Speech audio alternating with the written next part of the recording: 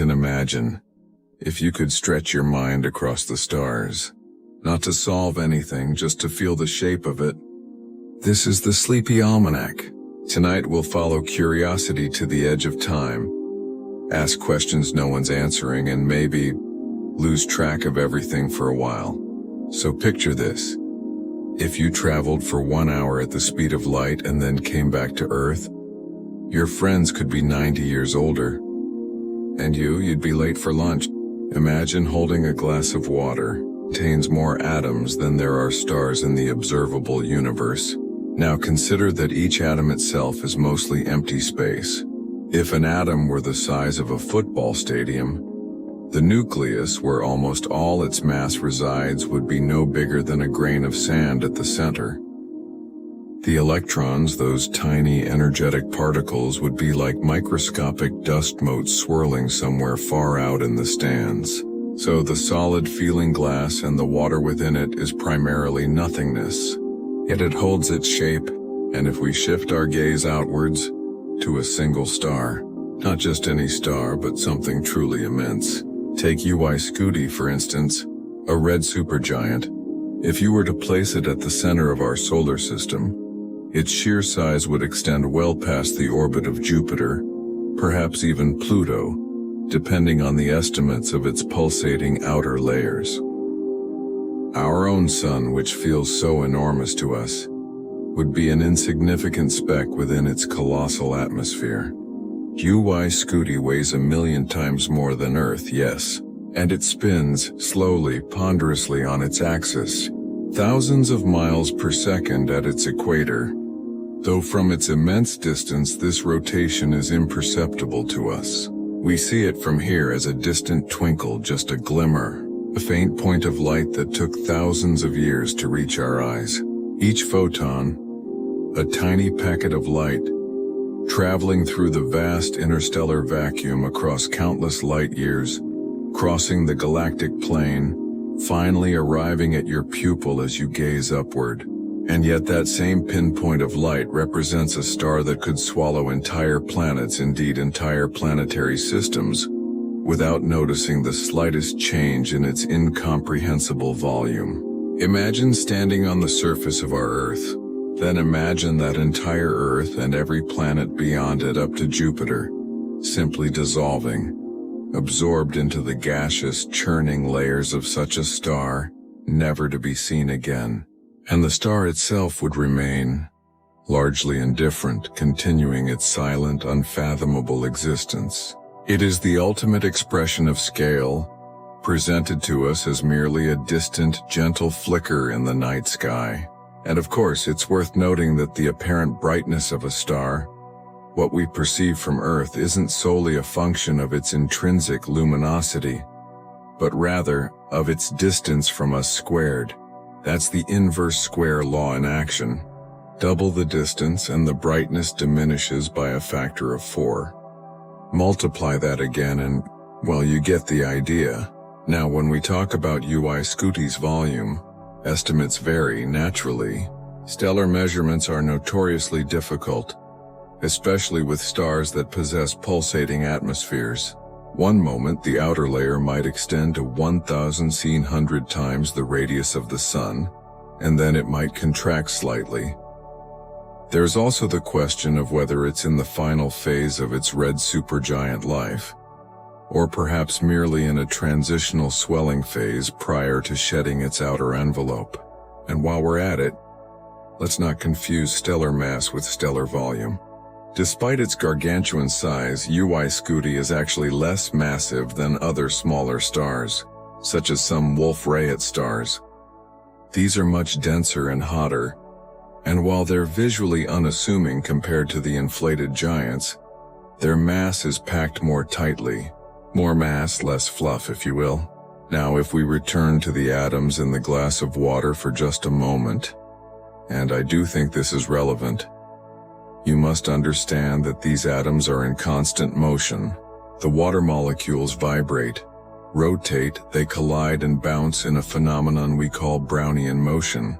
Ludwig Boltzmann devoted much of his life to statistically describing this behavior, which, at room temperature, results in something like 2,500 meters per second of average molecular velocity. That's quite fast for something you can't even see. It is, I suppose, easy to forget that the liquid you drink is a chaotic ballet of unseeable chaos. In the softness of this night, as starlight filters through your window, let me share some gentle whispers of our cosmic heritage. Did you know that every atom of iron in your blood was forged in the heart of an ancient star? As you rest here, that stellar legacy flows through you, connecting you to the dance of the cosmos. The moon that watches over us tonight is drifting away from Earth ever so slowly, about 1.5 inches each year, like a child growing independent but never truly leaving our side. Even now, its gentle pull creates the tides that rhythm our world.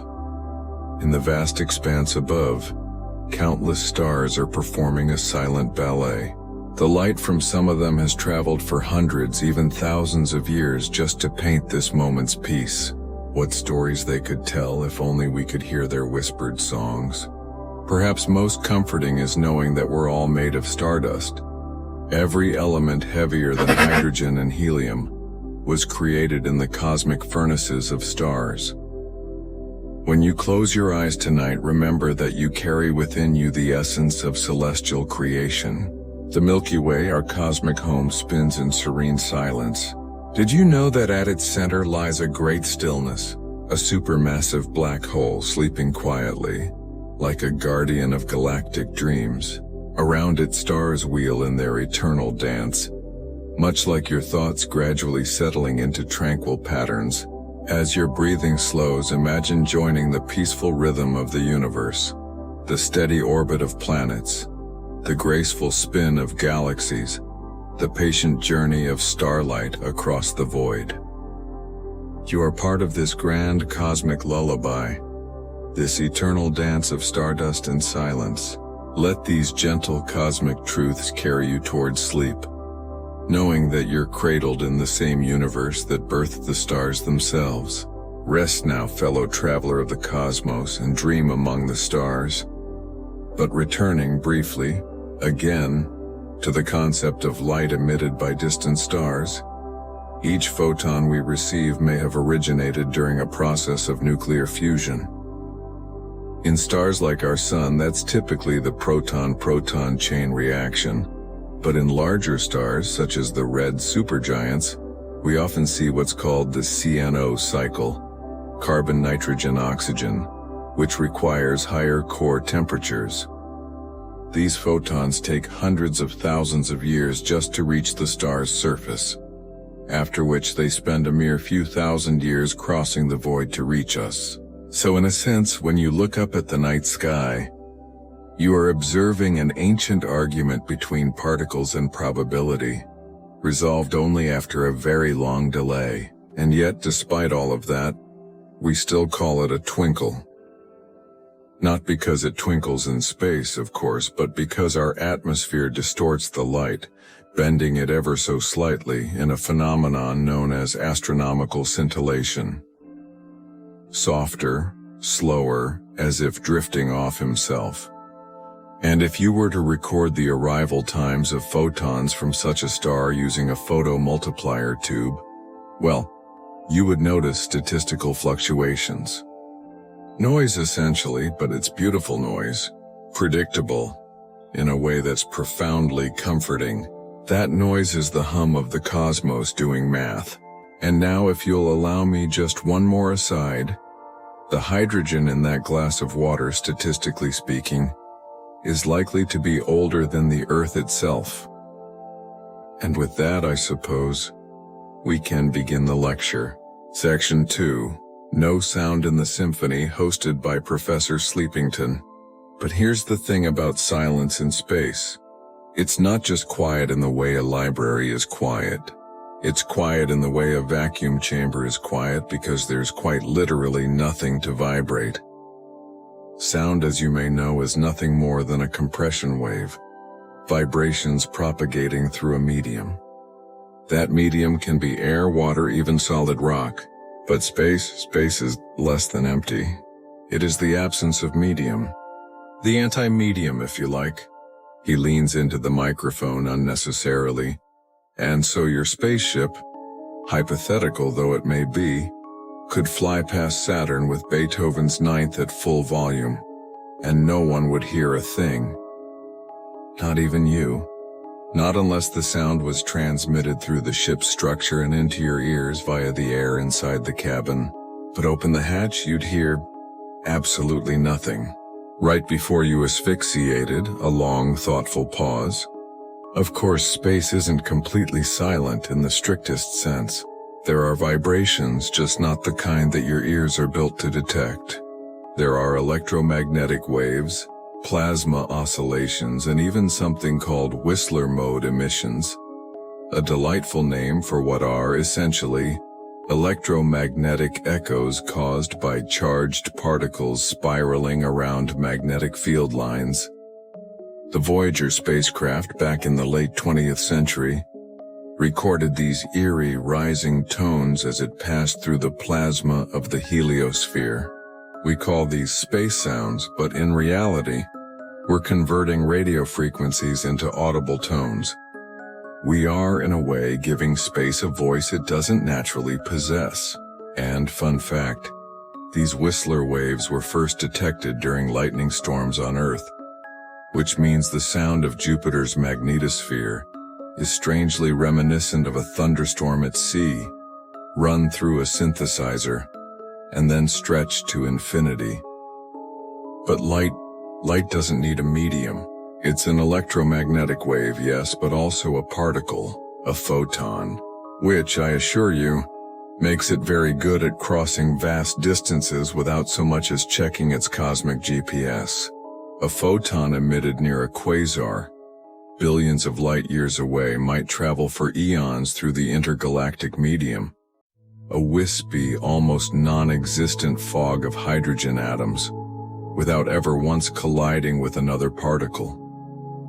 That same photon could end its journey by entering the eye of a stargazer, or being absorbed by a telescope sensor, or striking an atmosphere and scattering, giving Earth's twilight its indigo hue.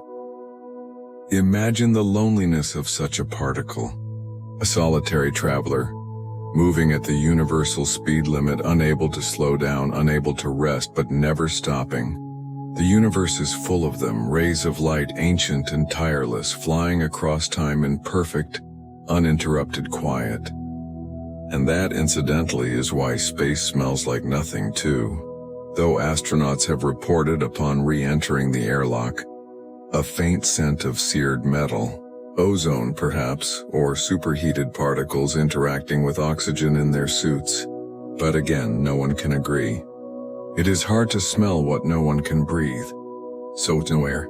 Only light and a kind of eternal humming that you can't hear but that never stops. Section 3. Everything's moving, nothing's going anywhere. Let's begin with something simple. You are sitting perfectly still, or lying down perhaps tucked into your blanket, phone beside you, face softly glowing. Still motionless. But of course you're not. Because right now as you rest you are spinning at about 1,038 miles per hour, thanks to the Earth's rotation. That's fastest at the equator, of course. A bit slower the farther you are from it. But even in a cozy suburb or sleepy mountain town, you're still doing donuts on the axis of a planet you've never even seen from space. And that's just the warm-up. Earth is also careening around the sun at approximately 67,000 miles per hour.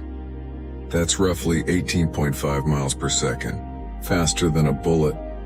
Faster than most things, really. Yet here you are, motionless again. Your coffee doesn't spill. Your socks don't fly off. Because motion, as Einstein kindly reminded us, is entirely relative. You only notice speed if you can feel the change. Acceleration, friction, resistance. But Earth's motion through the void, that's a smooth ride. Like sitting in a car cruising down a straight highway at midnight. No bumps. No curves, just time passing in silence. And it doesn't stop there. The entire solar system, our sun, our planets, our icy comets, and little wayward rocks, is orbiting the center of the Milky Way galaxy at a leisurely 514,000 miles per hour. That's 8 times faster than Earth orbits the sun. The fabric of the cosmos is stretching, pulling galaxies apart faster than light in some regions. It's not that galaxies are moving through space, it's that space is moving them. So if you ever feel overwhelmed, just remember, your body may be still, but your molecules are vibrating, your planet is spinning, your star is spiraling, your galaxy is gliding, and space itself is stretching around you like warm taffy in a vacuum. And yet your pillow hasn't moved, isn't that marvelous? You are surfing a dozen cosmic currents at once, and all you had to do was lie down. You know, it's fascinating to think about what you really are. Sure, you see yourself as solid, flesh, bones, and blood taking up space in this world. But here's something mind-bending. You're actually mostly empty space. Picture this. If we could somehow squeeze out all the empty space between your atoms, you'd shrink down to the size of a tiny grain of salt. Not even a fancy sea salt crystal, just a microscopic speck. Still weighing exactly the same, still completely you, just incredibly compact. Let me blow your mind even further. When you think you're touching something, like right now, maybe your phone or chair, you're not actually touching it at all. The electrons in your atoms are repelling the electrons in whatever you're touching. It's like 2 invisible force fields pushing against each other. We're all just floating clouds of atoms, never truly making contact with anything or anyone. Kind of poetic, isn't it? Like galaxies passing in the night, so close yet never truly touching. Every drop of blood in your veins tells a story that's billions of years old.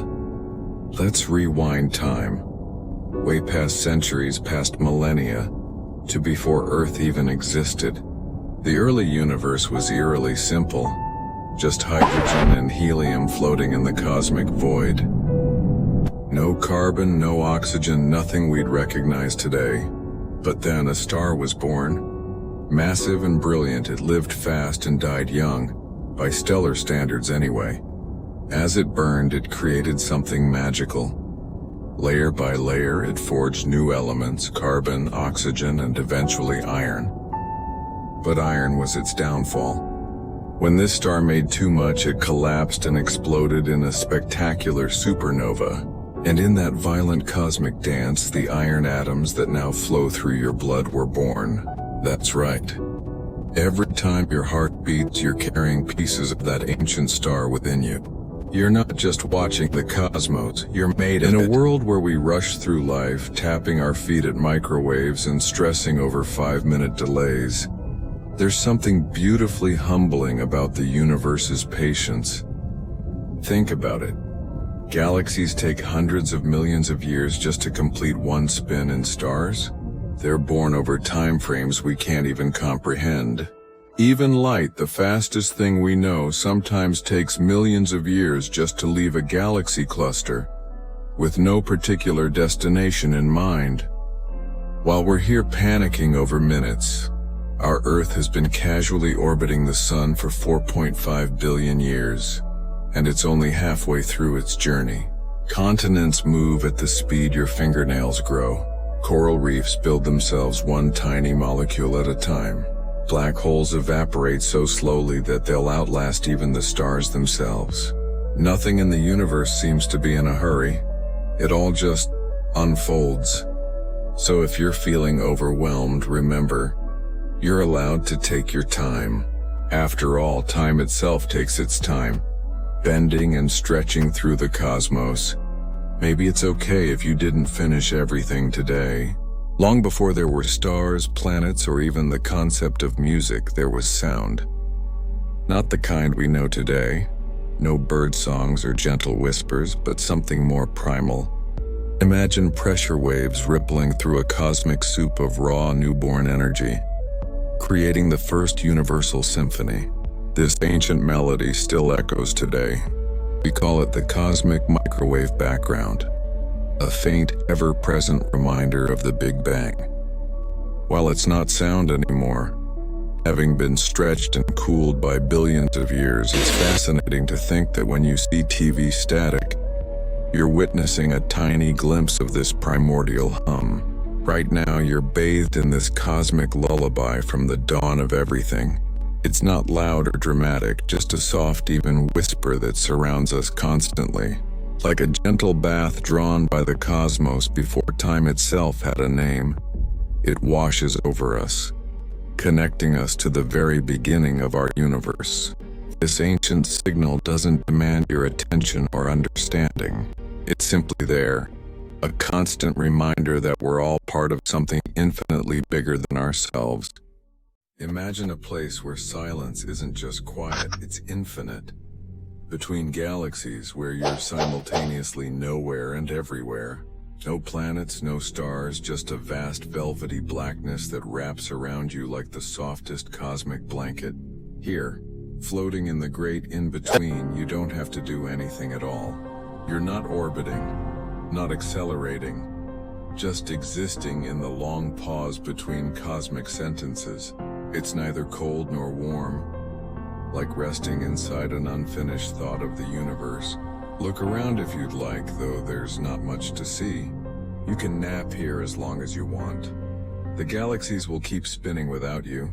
They're quite self-sufficient that way. When you're ready, you can always drift back. But for now, why rush? There's nothing coming, nothing chasing. Just you suspended in the sweet eternal middle of everything and nothing at all.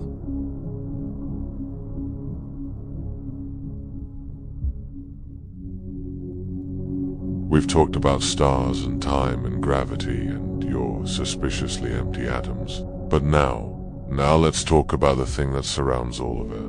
Nothing. Not just any nothing. Mind you, we're talking about the real, honest-to-goodness, vacuum-sealed, thoroughly uninspiring. Nothing? You might think nothing would be easy to measure. After all, it's nothing. But no. Turns out, nothing is one of the most complicated somethings we've ever encountered. We used to think space was just empty, but now we know it's a frothing, restless, quantum party. Even in a perfect vacuum, particles pop in and out of existence, like socially awkward guests at a cosmic open house. This is called quantum fluctuation, and it means that even nothing has energy. It's called vacuum energy, which is a bit like calling an unplugged blender. We've built machines to test this, really expensive machines. They look for shadows cast by particles that do not technically exist in a space that technically is there. This is how we discovered things like the Casimir effect, where two metal plates, placed very close together, will actually attract each other, because the nothing between them isn't quite as nothing-y as the nothing outside. It's not gravity, it's not magnetism, it's not even static cling. It's just the vacuum whispering, I'm full of secrets. And so we keep measuring. We fire lasers into deep space. We chill detectors to almost absolute zero. We watch empty rooms for signs that something's misbehaving in a very boring, very suspicious way, because we know that inside the nothing lurks the mystery of everything. Dark energy, quantum foam, the shape of space-time itself. And if we ever figure it out, well, we'll probably just realize we've misunderstood a more complicated kind of nothing the whole time. And that's okay. Some things, like sleep, and gravity, and love, and vacuum energy, just work better when you stop trying to pin them down. So, rest easy. We'll keep watching the nothing so you don't have to.